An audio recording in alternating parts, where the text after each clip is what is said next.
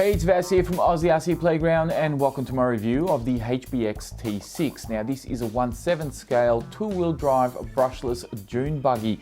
This one came to me from Banggood for review, and I have to say that when I opened the box I was actually blown away by its size and its unique looks. Although I had seen pictures of it, I knew what I was getting. It wasn't until I saw it in person that I really started to admire it and started to fall in love with it a little bit, because I do like the whole concept of this car. Albeit, it may not be to everyone's tastes. Some people may not like the color or the overall design, but I do like the concept of it, and especially when I plugged in two 3S batteries and ran this thing on 6S for my speed runs. This thing is incredibly quick. I mean, I clocked it at just over 70 miles an hour, which is about 114 kilometers, which is at the time the fastest ready-to-run vehicle that I've ever had in my hands. And that was without gear changes or doing anything like that. I just put some road tires straight out of my phase on here, and I managed to do that speed, although it was a little bit tricky to do, I will admit. So let's get stuck into this review. We're going to start off with the electrics as always. For the electrics, I'm going to give this one a 5 out of 5. And I know you might be a little bit surprised there, but honestly, I've had no issues with the power system or the steering servo. And of course, this thing being as fast as it is, the power system is definitely more than enough for this car. The radio, of course, which also forms part of the electric score, although it is a little bit quirky, it had no issues with range. It did its job perfectly well, and of course it only runs on 3 AA's, not 4. You have steering dual rate, steering trims, reverse switches, all the trimmings as per normal. Nothing extra other than the steering dual rates, but it did the job just fine, and I see no reason to knock the score on the electrics for this car. I think HBX did a wonderful job here. Very well done.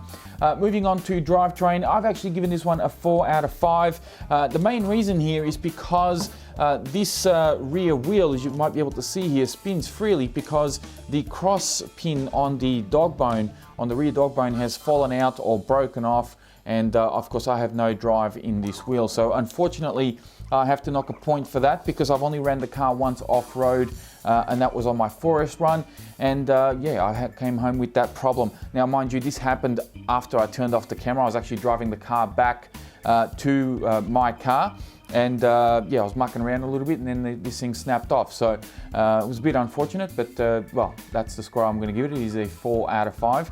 Thankfully no other issues have gone on with the drivetrain, bearings or anything like that. Moving on to handling, I'm going to give this one a 4 out of 5 as well.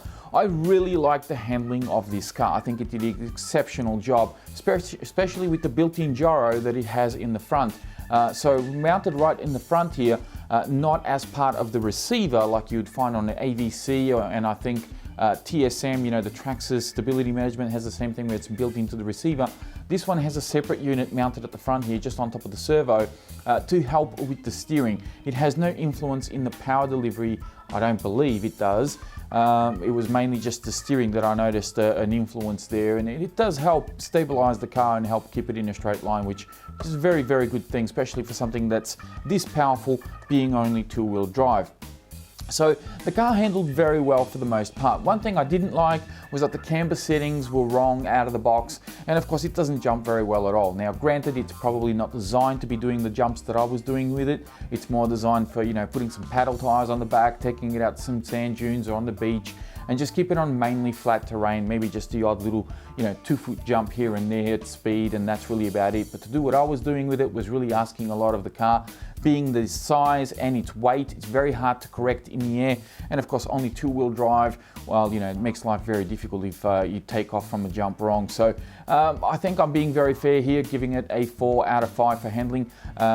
If it wasn't for the camber, I wouldn't even look at the jumping issue, but unfortunately I do have to knock at a point on there for this particular score. Now moving on to durability, putting aside the whole dog bone issue, of course the biggest problem that I had was this back piece here that broke when I landed on it. This is supposed to have a spare wheel mounted on the back. Unfortunately, one good hit and this thing snapped clean off. Now you might think, well, you landed really rough, that's really not the car's fault. True, Maybe so, but I do have to point out that the plastics on the back here are incredibly brittle and very, very hard.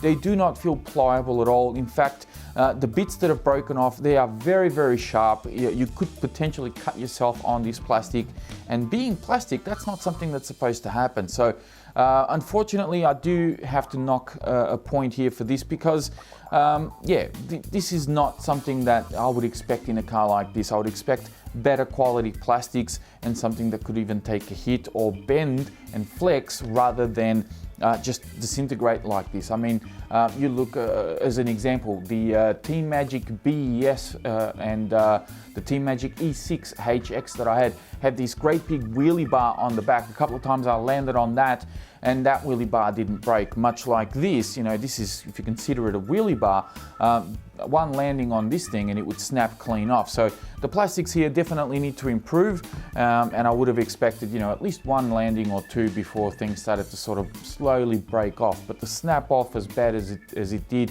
I don't accept that. Aside from that, I nose darted this thing quite a number of times and I never broke the front bumper. I never damaged any of the A-arms or the shocks. Everything else on the car held up perfectly fine. It took a couple of tumbles and cartwheels and so forth. It held its own. It's just this back piece that really needs to be improved upon. Moving on to maintenance. It's a two-wheel drive buggy, so there's really not a lot that you need to dig through to get to certain components. Although I'll admit I haven't really pulled apart the rear end here, but you can see that just with a few parts removed, you should be able to have access to your spur gear and your motor and everything else that's back here. I did have a peek around in here for the steering servo and everything. There is a little bit of disassembly if you do want to sort of access the front, but you know, you kind of have to take that given the design of the car. So for maintenance, I'm going to give it a 4 out of 5. Also, I will knock it for not having the camber settings correct out of the box. It was kind of showing a little bit of positive camber. I think that's positive, and you need to have a little bit of negative. Either or. I always get those two mixed up. Anyway. Part support. Now this is where things turn real ugly for this car. Unfortunately, part support, I'm going to give this one a 1 out of 5, and that's probably the lowest score that I've ever given any RC. The reason for that is that you know, Banggood do have parts for this, but they don't have all the parts. They only have some parts, and that's a real big letdown. I mean, a company as big as Banggood, who like to send out products for review for different YouTubers and influencers around the world, if you are going to support a product, you need to make sure that you have that support. Not just that you can sell the product itself, like the car, but you also need to have the parts for it. And that's a real big letdown, I think, at least on Banggood's side, to not have a full range of parts for this particular vehicle. They've had this car now for quite a number of months. I think it's been almost a year since I actually picked this one up. And it would be nice that by now they should have a full inventory of parts on their website, and they do not. Now, thankfully, Banggood are not the only ones that sell this product. You can find this product all over the world. I think it also goes under the name of Hammerhead. There's also another brand in Europe that sells it, also under the name Hammerhead, but it's just a different name brand. I can't remember what the brand is though. And even here in Australia, it's also sold under the HBX T6, and there is a distributor for this product here in Australia. Unfortunately, I had a look on their website and they are out of stock of pretty much every part that's available.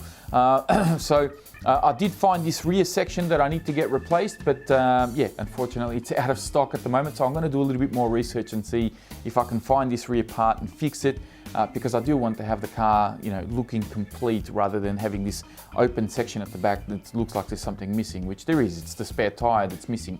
And by the way, this is a full spare tire. I can take this out and use it in the rear if I want to, in case one of my tires comes unglued or I cop a flat or I tear it up or whatever. I can use that spare tire. So part support, unfortunately for this guy, gets a 1 out of 5.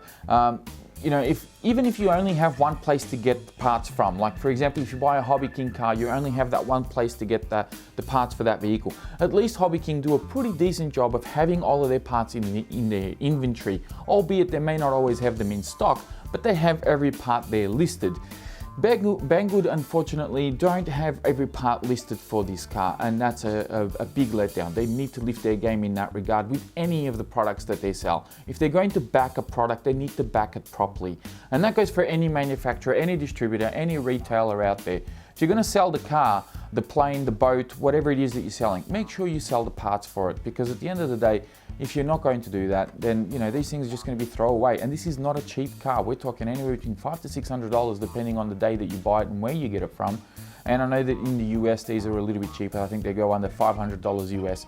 So to throw away $500 just because you can't get a part for it, that's not good enough. So I think people there, the people that supply this car need to lift their game. Anyway, enough about that. Let's move on to value. Now, value, I'm going to give this one a 3 out of 5. Obviously, part support does let it down, but we are talking about a car that can do 70 miles an hour. It's 1/7 scale and has a very unique look. It comes with very good electrics. And if you are in a desert, or you like to be near a beach and you like to go and hit the dunes and put some paddle tires on this thing and just have some fun on some fairly flat terrain. I mean, you can go on some bumpy stuff, but don't go thinking that you can take this to a BMX track like I did, or a skate park, and jump this thing all day and it'll take a beating. It's not. Things will break, and it doesn't jump very well, so do keep that in mind. But for the application that it is and what you get for the money, given its scale and the speed that it can achieve, even $600 Australian is actually a very, very good deal.